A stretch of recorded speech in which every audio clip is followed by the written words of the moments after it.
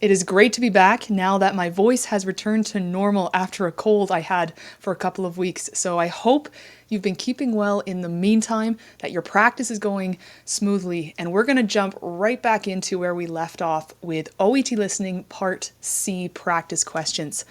And you'll see here I've put the introduction, the pre-listening part on our screen. If you missed the first two questions, I recommend go back to my previous video that answers the first two before we continue with the next ones today. In this listening extract, we are hearing from Dr. Keith Gardner, as it says there, and the topic is staff-patient communication. And we took a look at these couple of questions together. So we went through number 37 here and we answered that. We also went through 38, so do make sure you check those out first. We're going to move on. So question 39, and I want to try to speed us up a little bit here with our questions. Yes, I want you to check that you hear all the words when I show the transcript, but we are going to focus more on the strategies and skills of the questions themselves in this video. So here's your first one. Dr. Gardner uses an example of poor communication to illustrate the point that. Now, the first thing I want you to notice is the verb. Illustrate the point. So we have often verbs like illustrate, highlight, or even just exemplify when we're trying to draw something out of the details. So what do you expect with this kind of question? Well, first, expect there to be some description of events or something that happened. Second, expect to have to then conclude what is the point of this example? What's the deeper lesson? So when you see those sort of verbs, that's what you should have in mind. Now, if you've been watching my listening series and also my reading series, you'll know how much I emphasize the who, the what, and the why.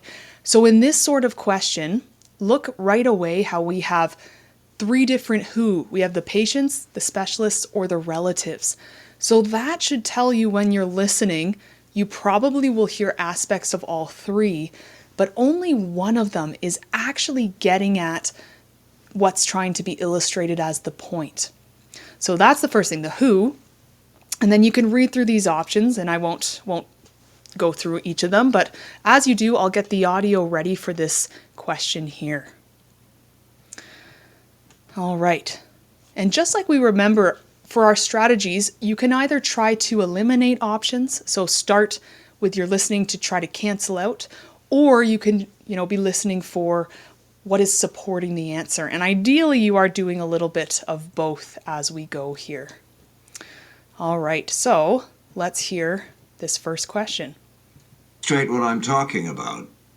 Let's take a hypothetical situation. I often use this because it highlights the potential consequences of poor communication.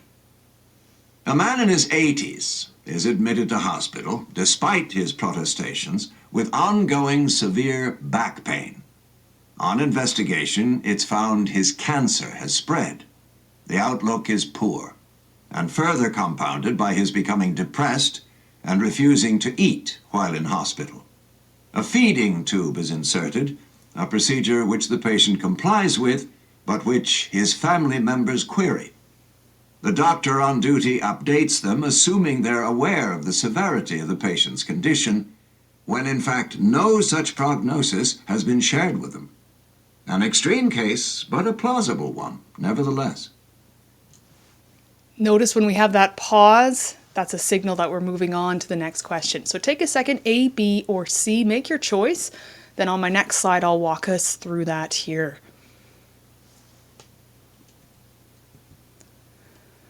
All right, so let's see how we did. And in this question, I'm going to start with what we can eliminate, and then we'll get to our answer here.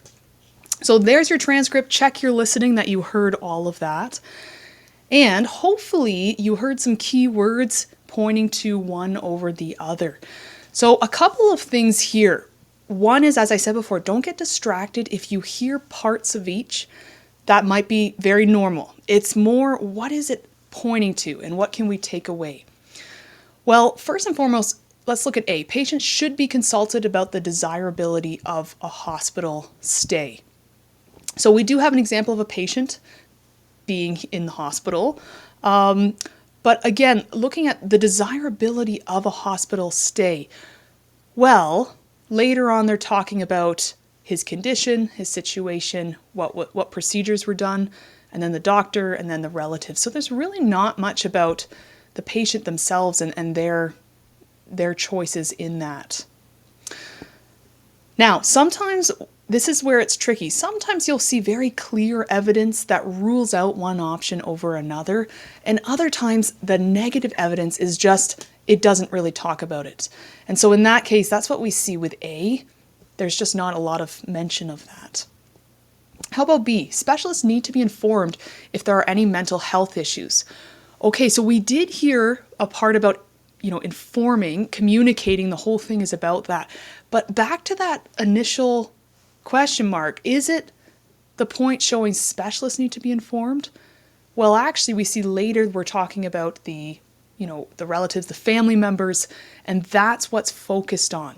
So often with the OET, one keyword makes one option incorrect. So watch out for that. If it said relatives need to be informed if there are any mental health issues, okay, that's getting closer to what he's talking about, right? So let's look at C, and I'll tell you now, C is the correct answer if you chose that. Well done. But let's go in and investigate a little bit more. So relatives' knowledge of a patient condition shouldn't be taken for granted. Now, don't forget, we're always looking for language clues, synonyms, and paraphrasing. So what do we see here? Well, look here, the doctor on duty updates them, assuming. That's a key word. And if you're taking notes, I recommend words like assuming and expecting. Those are two that we see frequently, and they often have an underlying meaning behind them. So assuming they're aware of the severity of the patient's condition, and then look at the language here, contrast, when in fact. So the assumption versus the reality. No such prognosis has been shared with them. And then he goes on to, further an extreme case, but a plausible one nevertheless, just to kind of summarize that and whatnot. So what are we seeing in the listening? We're seeing that, well, the doctor thinks the relatives are aware, but in reality they're not. And what is C saying? Taking it for granted, or therefore assuming. That is the same parallel. So when we're talking about keywords and matching, we can't just assume because there's one keyword, that's it. But certainly if you start to see this parallel language, that's a good clue you're on the right track. And now just another minor thing. You'll notice also with the correct answer, there's often substitution of other words. So family members, in the answer option we see relatives. So that's common, where there's a couple pieces you can also match to confirm that as well. How did you do on that one? Let me know in the comments below. Any follow-up clarification needed? Now, on a totally side note here, notice our what we call discourse markers or transitions. So this is a big part of listening part C, where you're just hearing the audio go from question to question. You want to be aware of when the speaker takes a breath and then introduces the next thing with some sort of now or the next point or furthermore. When they go like that, that tells us we need to move on and the next point is being made. All right, so let's take a look at the next one here. And one thing, in the previous video I replayed it. Here I'm not going to, because you can always go back in your YouTube video there and see. That way it will save time for the overall length of our videos here.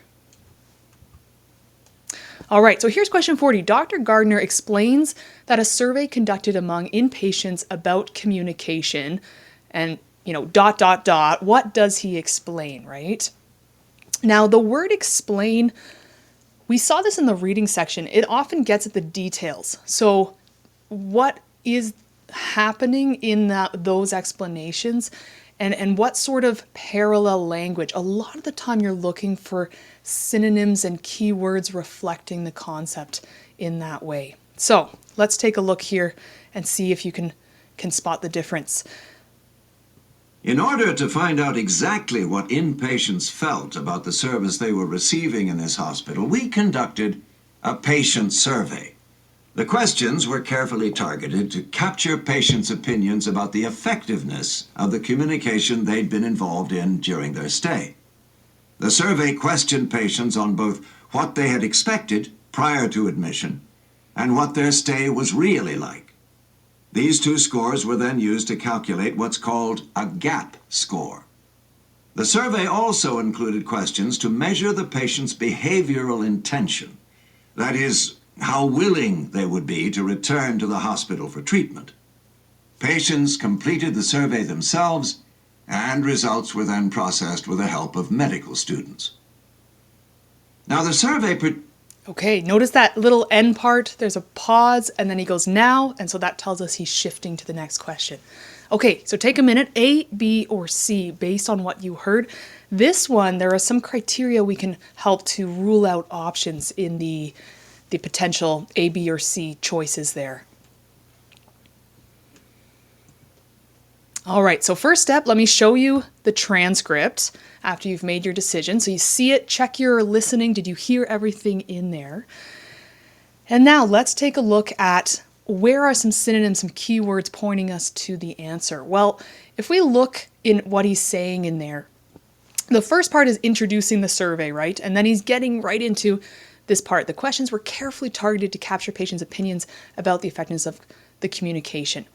Now, this is often common where he gives a little introduction or the speaker gives background and then he goes into that meat or content that's actually going to answer our question. So often with explanations, you have to sort of sort through what he's saying in terms of what part is actually getting at what he's asking in the question. So here we see the survey questioned patients on both what they had expected, so we see that word quite frequently, prior to admission, and what their stay was really like. Okay, so immediately the radar should be up. There's a contrast there, right? These two scores were then used to calculate what is called a gap score. And then the survey also included questions to measure the patient's behavioral intention, and we'll talk about that in a second. So hopefully you can see pretty much right away, this concept is reflecting what exactly is written in A. Measured the difference between their expectations and their actual experience. And notice we have what it was really like, that's mapping onto their actual experience, what was expected. Sometimes we do see this where it can be pretty much the same word but a different form. That's another way. It's a language test. Maybe they use the verb in the question, or in this case they use the verb in the listening and then the noun in the text. So don't feel like if you hear the exact same word it means it's wrong. It can. Sometimes there's not a great synonym for it, so we see that. But more importantly, the gap, right? So that gap is reflected when we see that word, the difference between it and that distance there. So hopefully if you were listening and you heard all that, you can see how that's reflected in it. Now, that means A is correct. B, right away with B, you have to be so careful. Ask their opinion about all aspects of the service they received. Well, we know that this is specifically focused on the communication, right? Effectiveness of the communication they've been involved in. So whenever you see the word all, you have to really be careful. Is that true in the sense that it's covering A, B, C, D, E, all parts of it? No, we're actually focusing on one part. So the word all is not always our friend, and it's a good clue for we can exclude or eliminate options if it doesn't meet that criteria. And then C, what's happening here? Included questions on how frequently they visited the hospital. Okay, this one's interesting. So the last part talks about the survey including questions to measure the patient's behavioral intention, but then it specifies how willing they would be to return. So if C said, for example, how eager or ready they would be to come back to the hospital, then, C would be correct. But because it's how frequently they visited the hospital, that's not accurately reflected, right, in what was said. So be careful that, yes, it has different questions, but what those questions are about, that's not reflecting the audio. So let me know, how did you do on that one? Do you find these sort of questions easier when it's the details, or are you more a person who prefers the suggests, feels, concerns, those sort of questions? You can also let me know that as well. Okay, if you missed that, I recommend go back in this video and you can re-listen to that part. Here's the next one. One common complaint arising from Dr. Gardner's survey concerned, and then we have our options. So complaints, that's a new one for us here. And a couple of things there. Whenever they're giving you one to focus on, I think when we listen, we can easily get distracted because this tells me most of the time you're going to hear multiple different things and you have to decide, you know, what's a complaint, what's not a complaint. You're making those sort of critical listening decisions. So just beware that often if you're asked to spot one of something, there's often a group and a list in there where you're sorting through. Okay, and if we look at the difference here, so a lack of privacy, okay, the overuse of unclear medical terminology, or a tendency not to address patients in a respectful way. So 3 different aspects there. All right, listen carefully and see what we can hear for this one. Just some interesting data about communication, including both praise and complaints. Clearly, in a hospital situation, staff are dealing with confidential and sensitive information, which must be communicated in private, a situation which can be difficult to achieve in a large and busy hospital. However, we scored highly on that point, and we were also pleased to note that staff did manage to communicate in a manner that treated patients with dignity and respect. Of course, staff also have to ensure patients fully understand what's been said to them. And this last point's where we received the most negative feedback.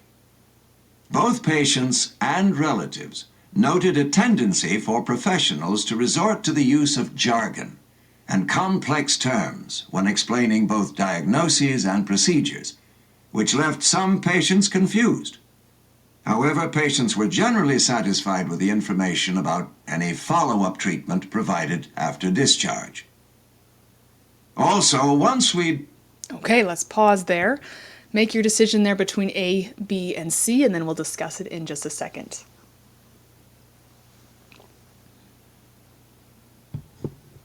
All right, so like I said, we heard aspects of all of those, right? And so when you have that, sometimes keeping a mental checklist can be helpful for that, especially because it can be easy to get lost in the details. So if I was to, let's say, draw this out, right? As I'm listening, he introduces the topic to start with. Here, let me start fresh with that table there. So he introduces the topic about there being praise and complaints. So right away, it's like, okay, some of those are positive, some of those are negative, and I have to listen for language clues because I'm looking for the complaint. So language clues that are getting at the negative. And so we'll take a look at the transcript in a second. But in terms of lack of privacy or the overuse of unclear medical terminology, hopefully you heard, was this something positive? Was this something negative as we went? So let's take a look now at the listening. Great. And I'll keep my little checklist here so we can actually go through that. So notice that, including both praise and complaints. Oh, sorry there, it looks like, try again. We'll put that on this side. All right, good. Now, just a little bit of a structure tip or trick here. Typically, the order in which a speaker presents information or introduces it is the order in which you can find it. So if he says praise and complaints, usually he would start with the first part, so praise, and then get into complaints. And that's exactly what we see here. Staff are dealing with confidential and sensitive information, which must be communicated in private. And notice this, however, so contrast in the sense of he's outlining this, but we scored highly on that point. So that tells us that A is actually, that's a good thing, right? That they're actually doing well on that. And I've just added that under the positive side. So A lack of privacy for patients receiving sensitive information. It's actually a praise or a good thing. Does everyone follow that? Hopefully that's clear from the system here. Now notice this, and we were also pleased to note that staff did manage to communicate in a manner that treated patients with dignity and respect. So a couple of clues there. And means the idea of what we did well is continuing. He uses the word pleased, and then he talks about dignity and respect. And hopefully you can see that match on to treating them in a respectful way. So actually the dignity and respect, it's a positive thing, right? So if we were to put this anywhere, we'd put it here, right, underneath. So a tendency not to address patients in a respectful way, that's false. It's actually a tendency to address them in a respectful way. Now, hopefully you can see that automatically eliminates our options. So we have that third part. Of course, staff also have to ensure patients fully understand what's being said to them. And this last point's where we receive the most negative feedback. And I would imagine most of us heard that word negative. That should trigger, okay, we're getting into the opposite, the complaints. Then we have keywords to confirm our suspicions. So they have a tendency for professionals to resort to the use of jargon and complex terms. Well, we don't have that word for word, but pretty much unclear medical terminology, that's the same concept, right? Wrapped up in that. So hopefully you can see from that correct answer there is B. Everything else was something that they did well or they had praise for. So if you've watched my reading OET videos, we did something similar where we were categorizing, either ranking things or sorting things, but I recommend, if you're struggling with the details of this sort of question, you do want to try to have a checklist, either mentally or, if you're able to just process that quickly, something to help you sort through everything that you're hearing and make those quick decisions. All right, any comments or questions on that? If so, let me know down below there. All right, and we have one more here for this listening audio. So how does Dr. Gardner feel about the results of the survey? Feelings. Feelings are tricky to identify in terms of the language clues. So a couple of tips here. First of all, you want to listen as well for the positive and the negative language. So is it good? Is it bad? All right. So notice right away you have a differentiation here. So surprised and reassured. I think we can say reassured is generally a good thing. You're generally it's a good thing if you're reassuring someone. Surprised isn't necessarily positive or negative. It can be neutral. It can be a good surprise. It can be a bad surprise. But notice how worried is more negative in terms of bad things generally cause us to worry. So right away, you should have a sense of, okay, the language that I hear, is it going to be more positive, more neutral, or more negative? Now, how do I know when I'm listening for clues, how do I know what a surprise is? Well, in order for something to surprise us, it's a bit like what we saw before. We have to have a prior assumption or expectation.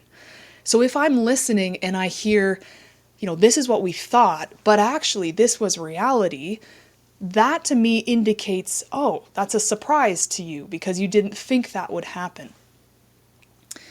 Often the language of reassurance is more like talking about things that made you feel better in the sense of what helps the situation or what gave you confidence in something. And these ones, they're hard because it's not always the same words used every time. With worried isn't always extreme in the sense that you won't hear words like I'm very concerned about this. But worried can even mean like I'm hesitating about this. We are uncertain of this. Just a slight shift towards the, negative emotion in that sense. So hopefully that helps. Give this one a listen and see if you can find that answer in here. Sifted through all the results, a clear... Let me just go back a second or so we hear that transition as well. All right, try that again.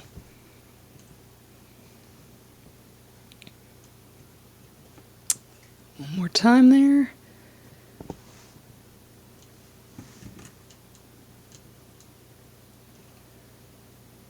Also, once we'd sifted through all the results, a clear pattern began to emerge regarding the care given by nurses, which I found particularly interesting. I'd assumed that having a number of different nurses attending to a patient during their stay was a good thing, because you need enough staff to cover the various shifts and attend to patients' needs. What I certainly hadn't expected, though, was for patients to say they felt their recovery was faster when they had to communicate with only a small number of nurses. In other words, when they were surrounded by familiar faces. The findings aren't conclusive, and more investigative work needs to be done on a bigger sample, but it's certainly food for thought. Okay, so hopefully my clues, guided you to the correct answer. But let's take a look in detail what this looks like on the transcript there. All right, a clear pattern began to emerge. So often they introduce this concept at the beginning and then they specify what that pattern is. And if we're looking closely, this is what we see there. He says, again, I'd assumed, so immediately that should be guiding you towards one, that having a number of different users attending to a patient during their stay was a good thing. Okay, so he thought one thing was positive, and then he goes into explaining that. But then look at the language of contrast. What I certainly hadn't expected, though, was for patients to say they felt their recovery was faster when they had to communicate with only a small number of nurses. So two things in there. We have the contrast presented, but we also have what he thought was beneficial and then the reality of what was actually beneficial, that recovery, right? So notice that the language of surprise is not like we typically would think of in the broader context. Let's say a birthday surprise where somebody has, all these big emotions, right? So often a surprise is just something unexpected. And I would say in the OET, this is the most common way we see it used, but we always have to be aware there could be other ways in subtle differences that we see for this verb. So if you picked up on that, great job. The only other one that may have been possibly confusing was this last sentence. The findings aren't conclusive. Okay, so we have a bit of uncertainty and more investigative work needs to be done. But then we have sort of this, but it's certainly food for thought. So when we look at the last one, C, worried that unforeseen problems were highlighted. So not really. He's saying what we see is there's more to investigate, there's more to see. We don't know the full picture. But again, hinting that there's problems with this, we don't actually have any of that sort of language, like there's issues or there's unseen difficulties in that. Hopefully that makes sense. And it's kind of that careful listening of, yes, something may not be conclusive, but what is he saying about that fact after? All right, so let me know how you did on this one. I would say for feelings, that verb, it's a relatively nice question. Sometimes we have quite challenging feeling questions for this section of the OET. And what's interesting is I find there are two camps of people, and I'd be interested to hear which one are you. So the one camp is people who find the explanation, the details, the what kind of questions easier. And then the other camp find the purpose, the why, or the what is this suggesting? What are we concluding? They find those easier. And I think what that comes down to is how well, when you're listening, can you process and organize details? If that's more you may fall in the first camp. Or if you're more of you listen generally for the themes and you can make a conclusion as you're listening, you might fall into the second camp. Unfortunately, we need both sets of skills for these OET questions, but just be aware you do tend to yo-yo back and forth. You'll have one question that's more like the first type and then the next one may be more like the second type. So this brings us to the end of this extract, at least for part C. I'd be curious to hear, how did you do overall? What was your score? And is there any particular issues you're noticing as you are listening? If you're looking for more resources and more practice, I encourage you to sign up for one of my upcoming master classes. I run these for both OET reading and OET listening. You can find more information in the box below for how to register for those. I'm also introducing something called my 1-month OET Intensive Preparation Program. And this is if you're preparing for the OET, but you don't have a lot of time and you're looking for a crash course that has private instruction. So again, you can find information down below, but in this program, I will be working one-on-one with individuals covering speaking, listening, reading, and writing, going through sample tests, giving feedback on speaking and writing. So lots of intensive preparation and assessment as well. So be sure to check that out if that is of interest. In the meantime, we are moving on in our next video to OET Listening Part B. So if you didn't see OET Listening Part C Part 1, go back to that, and then we'll get into more strategies in the next video. If you haven't subscribed, make sure to do so. Click the like button if you learned something, and always be sure to share it if you think someone else could benefit from this. I'll see you in the next video.